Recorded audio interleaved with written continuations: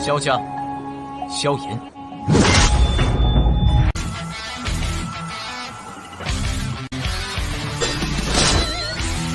指缝中的光点燃了梦魇，站在天端俯瞰着世界无边无边。 Selamat datang di channel hiburan netizen. Mari kita lanjutkan part berikutnya dari cerita novel Donghua Battle Through the Heavens. Ini hanyalah full spoiler. Tanpa banyak kata demi menghemat kuota, segera kita mulai isi ceritanya. Benda-benda berwarna merah yang padat itu dengan cepat membuka magma dan bergegas mendekat.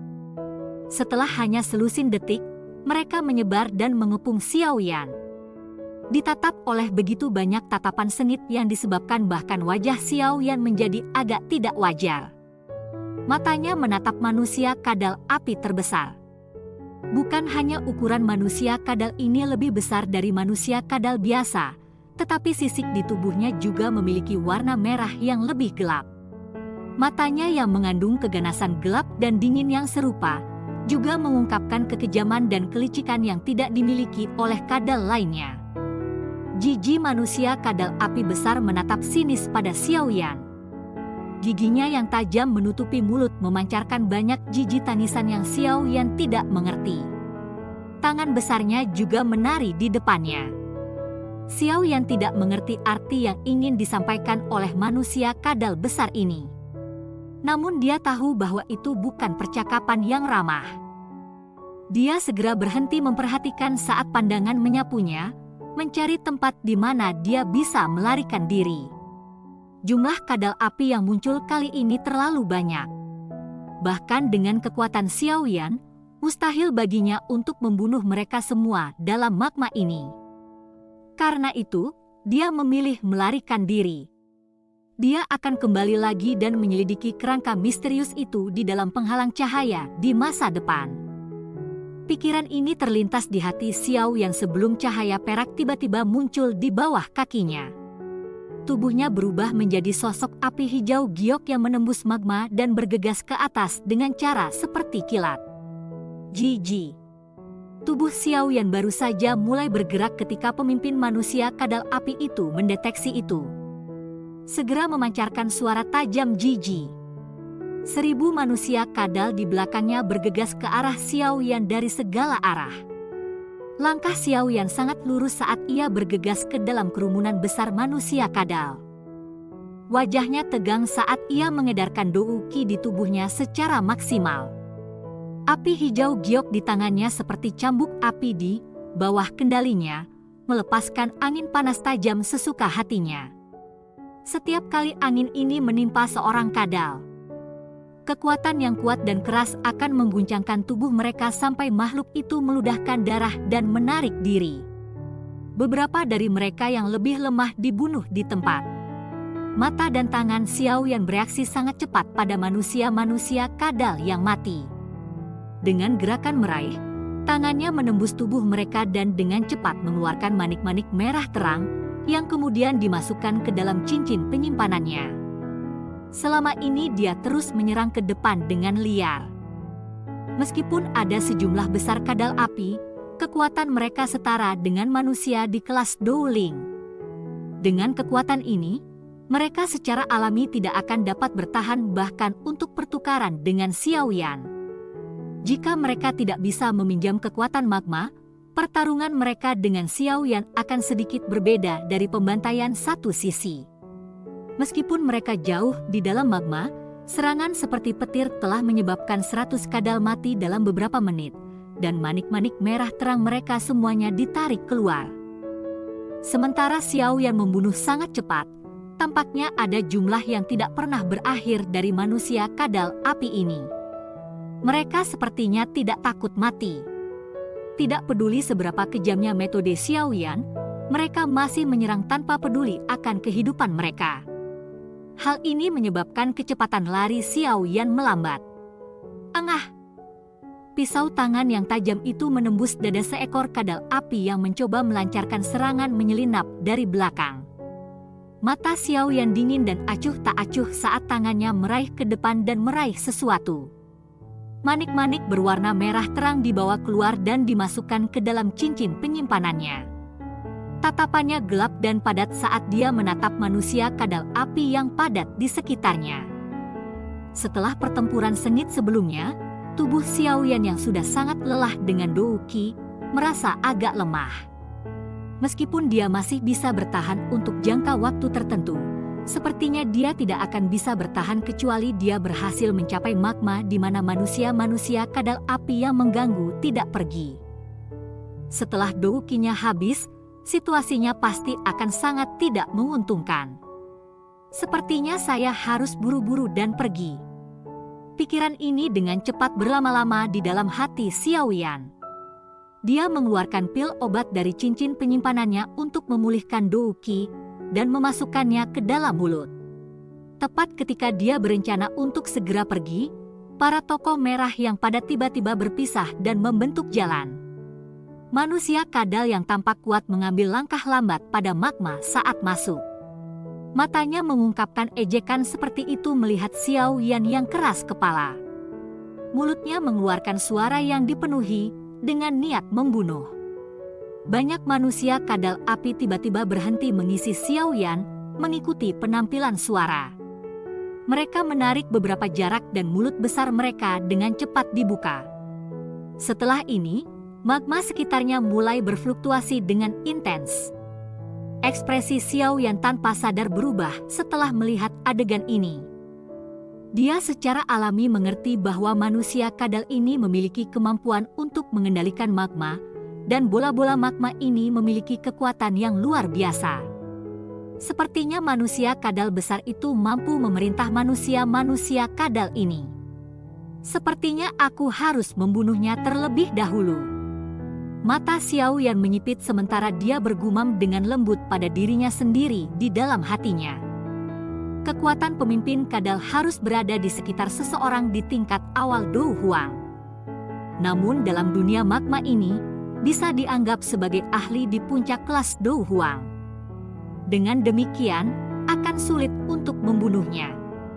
Bagaimanapun kecepatan dan kekuatan seseorang akan berkurang dalam magma. Namun demikian, ini tampaknya tidak menimbulkan halangan apapun kepada Xiaoyan. Tepat ketika Xiaoyan menghitung di dalam hatinya, bola magma di mulut manusia-manusia kadal dengan cepat diaglomerasi. Setelah itu, pemimpin melambaikan tangannya. Sejumlah bola api yang tak terhitung jumlahnya terbang melalui magma dan menembak mati-matian ke Xiaoyan dari segala arah. Meskipun Xiaoyan tidak takut bola magma sederhana di depannya, saat ini ada ratusan atau ribuan dari mereka. Bahkan dia hanya bisa berlindung sementara dalam menghadapi serangan semacam ini. Cahaya perak berkelap-kelip di bawah kaki Xiaoyan saat dia menggunakan gerakan 3000 petir ke tingkat ekstrim. Setelah banyak gambar muncul saat magma berdesir.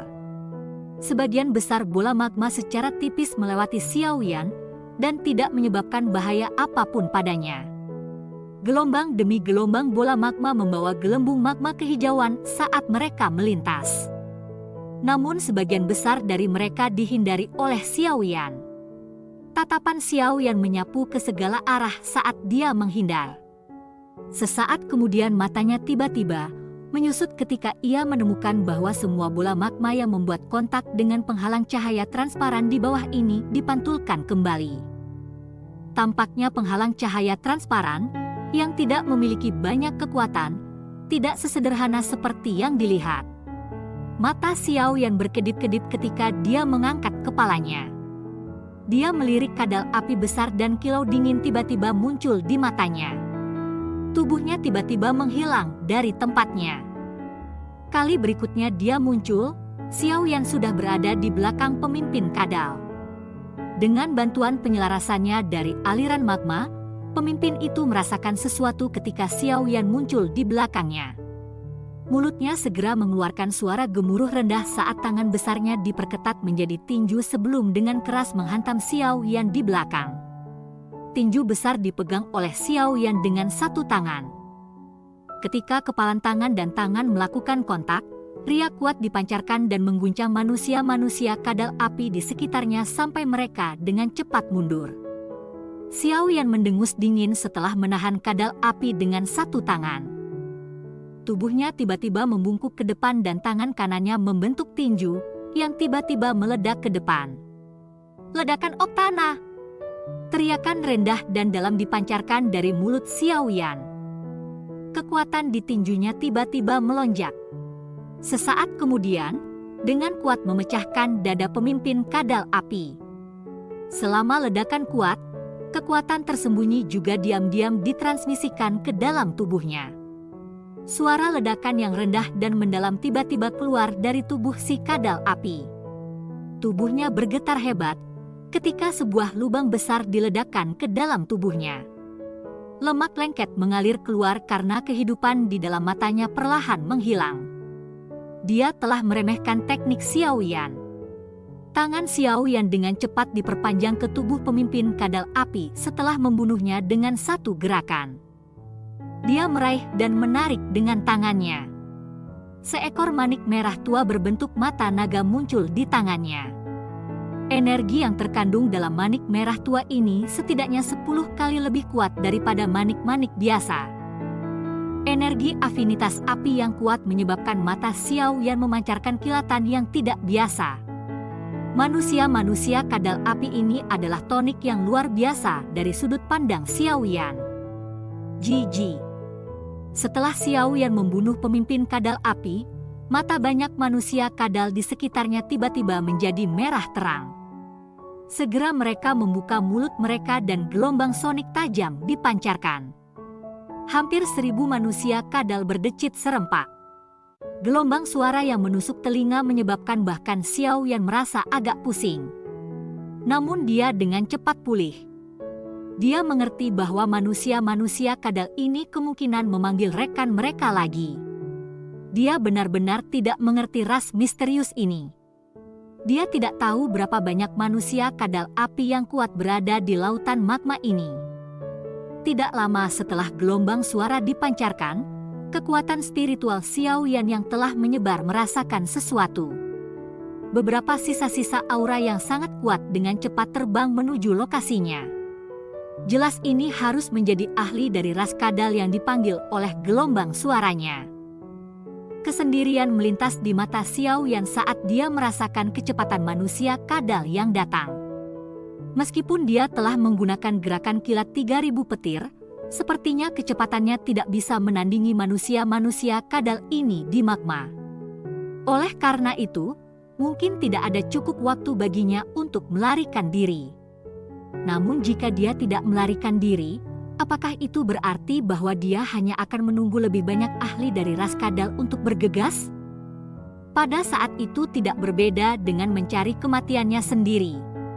Sebuah cahaya berkedip di mata Xiaoyan. Sesaat kemudian, tatapannya tiba-tiba beralih ke lingkaran cahaya transparan di bawah. Setelah ragu-ragu selama 1 atau 2 detik, dia mengatupkan giginya dengan keras. Membalikkan tubuhnya, dan turun dengan cara yang seperti kilat. Sebuah pikiran terlintas dalam pikirannya ketika dia akan melakukan kontak dengan penghalang cahaya. Api hati jatuh melilit seluruh tubuhnya dan itu benar-benar berhasil menerobos masuk tanpa perlawanan apapun. Magma di sekitar Xiaoyan sekali lagi mulai berfluktuasi saat Xiaoyan memasuki penghalang cahaya transparan. Setelah itu, perlahan-lahan diputar dan anehnya menghilang di depan fokus dari banyak manusia kadal. Beberapa tokoh merah darah melintas dengan cara seperti kilat tidak lama setelah Xiaoyan memasuki penutup cahaya. Akhirnya mereka muncul di wilayah magma ini. Manusia-manusia kadal api di sekitarnya dengan cepat berlutut dan menyambut kadal-kadal ini ketika mereka muncul. Sosok-sosok merah darah itu berhenti dan tatapan mereka tampak ke arah mana penutup cahaya itu lenyap. Gelombang mengaum marah yang dipancarkan dari mulut mereka. Namun mereka tidak memiliki solusi sedikit pun. Cerita pun bersambung ke episode selanjutnya. Jangan lupa di like, komen, subscribe dan share-nya ya, biar tambah semangat dan konsisten, dan dapat membantu meningkatkan kultivasi Xiaoyan. Terima kasih.